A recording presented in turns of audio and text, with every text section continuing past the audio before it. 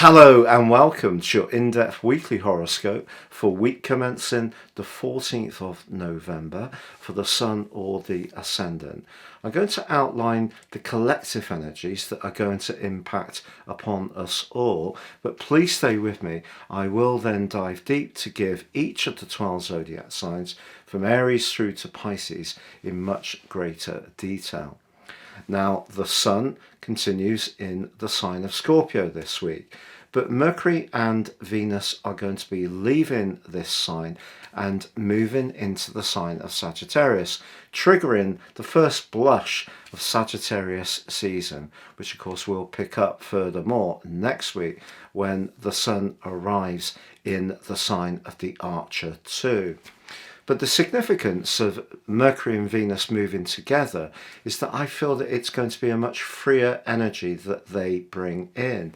But that's not going to be particularly apparent right at the start of this week, because on Monday, Saturn is obstructing or blocking or inhibiting the energy of the Sun. And of course, the intensity of that total lunar eclipse of the 8th of November continues to pour its energy into all our circumstances in a very disruptive way, particularly around our sense of values, our connections, our sense of self-worth, but also around money. So the transition of Mercury and Venus into Sagittarius can bring some levitation. But of course, technically, Mercury is debilitated in the sign of Sagittarius, but I think it's one of the weakest debilitations.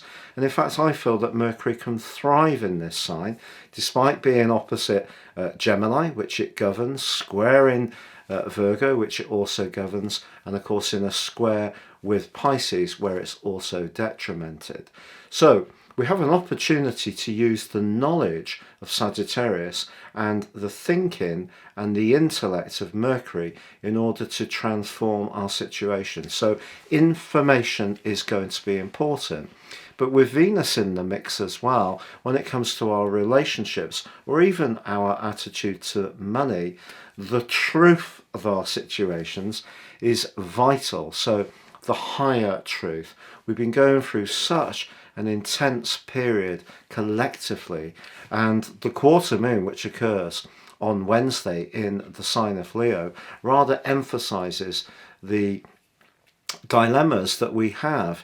You know, at some level we want to enjoy, we want to connect, we want to mix and mingle, but we've had to become much more aware of some very powerful and intense energies which have not been particularly easy. But you know, through the prism of intensity, there can also be the alchemy of positivity. And that happens this week from Tuesday, through to Sunday, when the Sun forges an awesome link to Pluto. So if we can see where change can be a good thing and we embrace it and don't resist it, then our circumstances can really be changed in a very positive way. Also, the Sun from Thursday through to Sunday is in a terrific link with Jupiter, of course, now travelling forwards in the other sign it governs of Pisces. So this water trine is wonderful for letting emotions flow in a positive way. Also, Jupiter and Pluto are in a sextile all week, which is one of the most potentially fortunate of all planetary influences. It is true that Mars continues to retrograde. It is true it continues to be in a square with the equally retrograding Neptune. And so information can continue to be distorted, or it can be tricky to really get to the nub of certain matters. But I think generally this is a week that can see us opening up a little bit, or trying to make the most of the scorpionic energies which have been so powerful recently, because obviously Pluto is the ruler, the modern ruler of the sign of Scorpio, and that's like a lightning rod to both the Sun in Scorpio and of course also to Jupiter in the sign of Pisces. So if we're open to evolution, transformation, moving forwards, then the bubbly, bright and very sociable conjunction between Venus and Mercury can bring some levitation to bear. If you would like to ascend above this zodiac broadcast and understand what year 2023 will hold for you personally, please check out my special package, which gives you the rest of this year free in terms of the forecast, all of 2023, but based on your time, date and place of birth. This information completely unique to you, as will be your chart.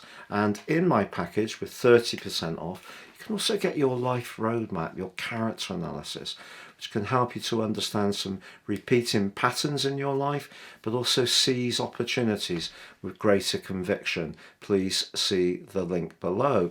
And if you're new to my channel, I'd be honoured if you would subscribe. Please click or tap on the bell notification symbol. But if you'd like to leave any comments and interact with me, I try very hard to answer all of them, so please feel very welcome to do that.